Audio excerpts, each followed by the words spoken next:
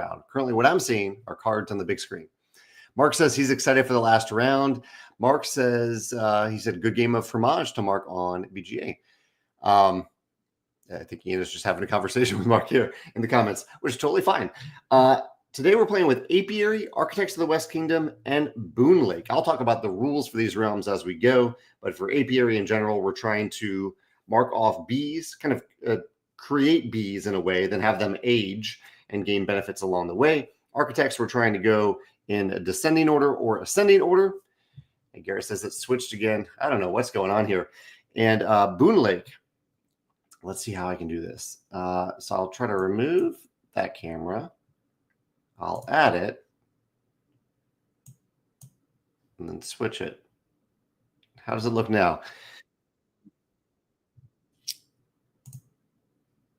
Boonlake, yeah, we're going to use the cost. We're going to kind of use a cost, if there is a cost, to outline a lever, just have access to it, and then we can mark the area to gain the benefit. So there's a cost to outline it, and then at any time you can use the lever. All right, let's jump right in and start playing. I see here we have a pair of ones. So Ian was asking, did I ever find out what the controversy was that someone mentioned to me on Instagram? Drop me a note to say, hey, Jamey's, despite all the controversy, I think you're doing great things. Nice thing to say, but very vague about the controversy. I never found out what he was referring to in terms of the controversy. So maybe he was talking about something from the past. I have no idea. I'm still a little curious. Garrett says that Scalzi's latest book about the moon turning into cheese, he says it's been pretty enjoyable so far. As Garrett says, this is about the moon suddenly turning into cheese. And Garrett, yeah, I am curious about that one. Currently, I am starting to read the new Hunger Games book, though. So I'm excited about that one. I just started last night. All right, pair of ones to start out with. So we can use a 1, 2, or 3 to outline a matching number in the leftmost empty column. So I could essentially create this bee. I will probably do that. 1 is a small number to use in Architects. And then in Boonlake, I could use an early 1 to get some coins, which would be really good. That's a really nice lever. Although that I would need a 3, 4, 5, which I don't have. So let's go with a bee. And because I don't have any of these resources to use, and I'll put the 1 right here in Architects to gain a pumpkin. All right, turn 2. A 3 and a 6. So it is a Friday, as I usually record these round 3s. What do you all do this weekend? Anything fun? Any games? Any activities? Here in St. Louis, we have a FinSpan-related event at a fish research facility on Sunday. So I'm excited to attend that and teach FinSpan and see what this facility looks like. 6 and a 3 here.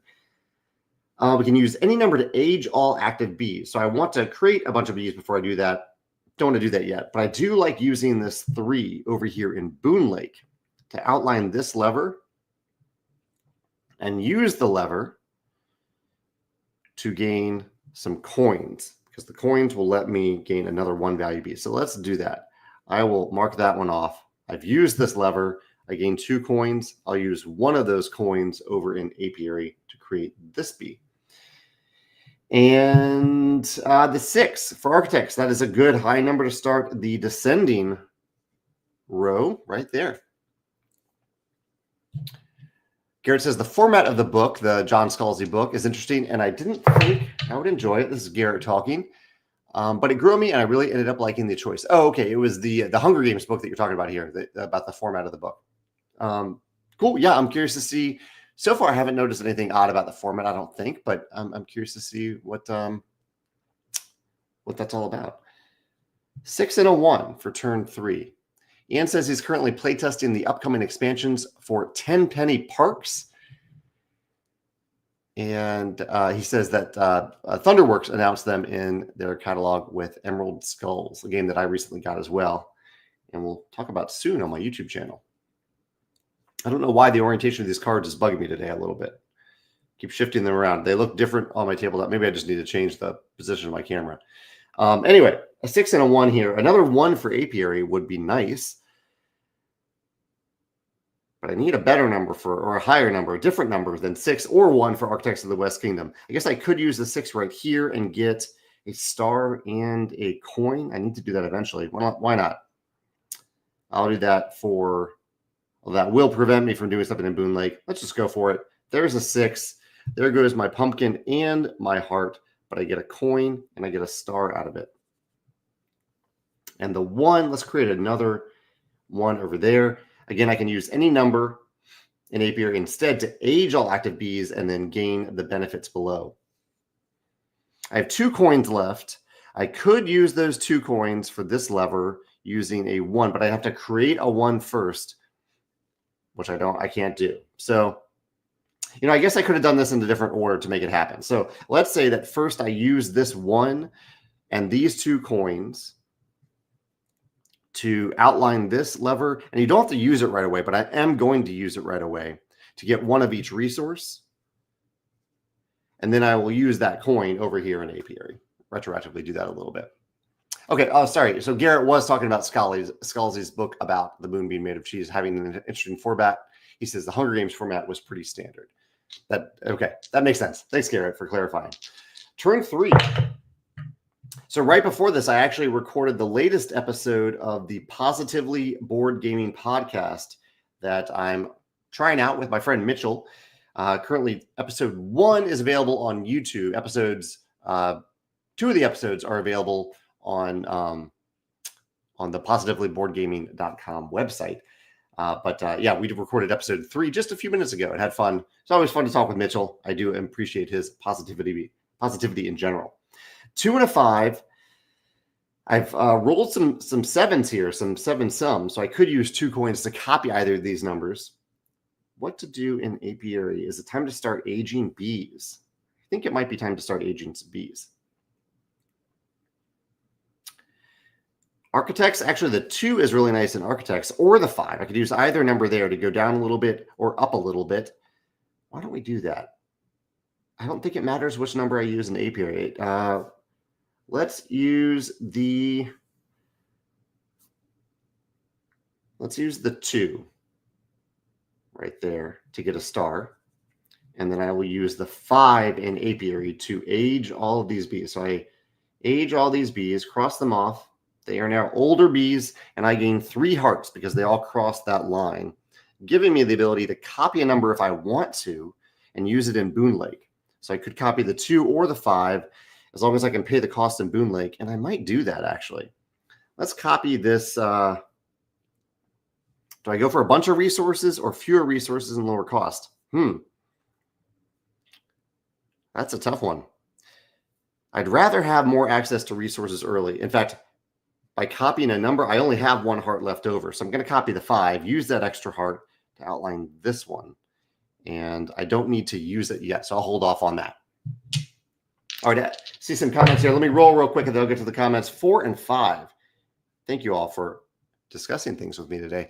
Garrett says he just finished the first episode and enjoyed it. Mitchell is great. Excited to hear about the next 2 episodes. I agree. Mitchell is great. And thanks for listening. Braden says, I put a dot next to my number on the record sheet after I have used a number so that on long, complex turns, I remember which dice I've used and which ones I haven't. That's a good idea to put a little dot there to remember. I'm sure I've forgotten at times if I have used or not used a number. So I like that little tip. 4 and a 5. Okay. Well, with Apiary, that could be another aging number if I want to do that. Now is the time to do it before I get to that coin. The 5 is good in Architects again if I want to go there. And I can really use any number in Apiary. So I could use a coin. Let's put the 5. Let's just do that. Get the 5 over here in Architects. The 4. So the 4 I could use in this row or this row in Boonlake if I have the resources. But currently, I don't really have many resources unless I want to crack open this. And I'm running out of time to actually gain hearts or gain stars in Boonlake. So do I actually want to use more resources? But the 4 I could do. Actually, I do have a pumpkin. Why don't we do this? I'll use the 4 right here just to and spend that pumpkin. And that leaves me with 2 levers I could use. I've already used that lever and that lever. So do I want to use a lever to create a number in Apiary? I'm going to say no, because ideally at this point I would create, actually no, I could use any number to age all those bees, which could be pretty good. Let's do it. I'm going to do it. We'll use the heart, or this lever. Use that lever to gain. Actually, I crossed off the wrong one, but that's okay. I now gained a pumpkin. I meant to gain a heart. And I'll use that coin to age all of these bees. Now I have a ton of pumpkins. 4 pumpkins over here from Apiary. All right, turn 6. A 1 and a 6 again. 6 and a 1. Garrett says, just got our pledge for the Dark Quarter, new game that uses the Destiny system, but the app isn't ready. Game was delayed 18 months. Game will be partially available in May and not fully until 2026. Garrett says, so I'm leaning more and more towards anti-app. Funny you should ask that or mention that, Garrett. I am going to poll people or survey people in our upcoming newsletter about our April 2nd newsletter about the use of apps in games to get people's overall impressions about apps in general and storybook apps specifically to see what people think about them. Well, I am curious to see the results of that survey. 1 and a 6 here in Apiary. See, I would love to get some 3s before I cross over that threshold, but getting coins is pretty tempting there. 6 isn't great in Architects. How can I use the 6 over in Boonlake? Well, I need a coin to do that, and I would have to crack open that. I'm just going to use all these resources in Boonlake and not get stars, but maybe that's okay. Yeah, do I want to do that? And then Apiary. Ooh, this is getting tight here. And Apiary, again, I don't need 1s and 6s in Architects anymore. I guess I could just put down a 1 right there. Oh, I don't know what to do here. Let's just move forward with something. So I'll put, actually I have all these pumpkins. Why don't I use the 1 in Boonlake and the 2 pumpkins right there? That gives me access to some resources if I want them. That was the 1. The 6, I guess in Architects, I could just put a 6 right there. I could also use pumpkins to manipulate it down to a 5. That wouldn't really pay off though, because I don't have the pumpkin to use. I could use the 6 to age all 3 of those. I might have to do that. Okay. I will use the 6 to age these bees into 4s. Gives me a bunch of coins, 3 coins. That was the 6. I've used the 1. Do I want to do anything in Architects? I don't think there's a strong reason to do so. I'm not doing a good job of activating all 3 realms here. As Ian says, the combo of the realms seems very tight, and I agree. All right, I will roll for turn 7. Here's a 4 and a 3. Yet again, the other permutation that adds up to 7. Garrett says it hasn't already been written, recommended distinguishing between apps that are required and apps that are optional as an accessible convenience choice thing. And Garrett, yeah, that's exactly what I did. This was inspired by another conversation I had with you to indicate an optional app versus an app that the game relies on, just to see how people's opinions differ. And I've asked for a 10-point, I put a 10-point scale so people can share non-binary numbers for or ratings for how much they like apps, dislike apps, things like that. And I'm talking about apps used for a tabletop game. 4 and a 3. So a 3 could be used for Apiary. 3 is actually a good number for Apiary. I can't create a 4, but I could do a 3. And then the 4 is good for Architects if I want to do that. Don't want to do Architects. Also could get a star over here, get closer to a star over there. Let's put the 4 in Architects right there to get 2 hearts. I do have other resources. I guess I could use a coin to create a 1. Let's do that. I'll use a coin, use those 2 hearts right here to get access to that lever. Now, at least currently I have 3 stars in Boonlake, which isn't bad. This weekend, I'm playing some disc golf. I have the Thin Span event. And then I have a friend's birthday where we are going to do an escape room here in St. Louis. Here's a 4 and a 1 on turn 8. An escape room. And I think we're maybe going to see a comedian, as far as I know. 4 and a 1. So Apiary, I need to do, ideally, 2 more aging. Age 2 more times in Apiary. Not great over there, but that's okay. I could use any number to age that. Where can I use this for optimally? I could use it for coin and a pumpkin. Could be this one. I kind of like that. Why don't we do a coin and a pumpkin right here to get that lever? And I guess I could use one of these levers to get more resources if I need to. The 1, why don't we use a smaller number will work over here in Architect. So let's put a 1 right there to get another star. I've used the 4 and the 1 now. I need to create a number if I want to use Apiary. So let's create another 1 and age all of these bees. Does give me another coin and gives me 3 stars. All right, last turn. Probably want a 4 and a 5. 4 or a 5 would be great. Pretty flexible, completely flexible in numbers in Apiary. There's a 5 and a 3. 5 and a 3. So the 5 could work out here. I do have a pumpkin to use for that. That might be the way to go. And the 3 I could use right here or use the single coin. Oh, that's tough. I could use a single coin for the 5.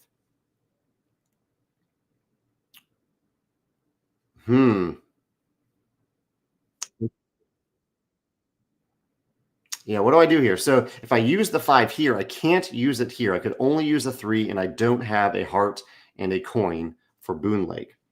If I use the 3, I don't really know what I do with the 3. I guess I could put the 3 here for 2 pumpkins, use a coin. Yeah, I don't really know how I can do both of these. I would have to crack open one of these Boonlakes, and I don't think it's worth doing that. So let's put the 5 here in Architects, use that pumpkin, and get a star. That was the 5. The 3, any number could be used in Apiary. Yeah, I think this is the way to go. I know I'm playing a little heads down here. I'll use the 3 just to age this last bee. Oh, those bees are in hibernation. This last bee just entered hibernation. That's a star. Do I actually have this many stars? I feel like I have more stars than I actually earned. 1, 2, 3, 4, 5. Actually, I did get 5 stars from Architects. That's pretty good. And then 1, 2, 3, 4 from Boonlake. Not too bad. 1 leftover resource. So 13.1 total. Definitely a lower scoring round, but I'm not disappointed with that. I'm okay with that. 4 stars for some of these tougher realms. Let me know how you all do in the comments here compared to my 13.1. 13.1. Ian, I hope you have fun with your 10 penny playtest. And Garrett, I hope you continue to enjoy your Scalzi book after a long week at work. And Mark, I know it's late where you are. Yeah, I hope you're doing okay over there in the Philippines. I hope you had fun playing through this realm. Looks like Ian got a 14.2. Well done, Ian. 14. Yeah, that's a great score for this combination of realms for sure. All right. I think that's it for me today. Thank you for joining me for game 79-3, round 3. I'll be back for game 80 in about a month. And what I'm thinking right now, as I think you all know, is that we'll be doing all the Stonemaier promo realms for Stonemaier games that have been released since the original Rolling Realms game. So all the Stonemaier games themed Rolling Realms. I believe there are 9 of them now. I'll double check that before I knock that in. I set that in stone, but I believe a few of you have confirmed that is the case. Yeah. All right. Have a great weekend. Take care. I'll see you at the next live cast or next week's live stream on Wednesday. Take care. Bye.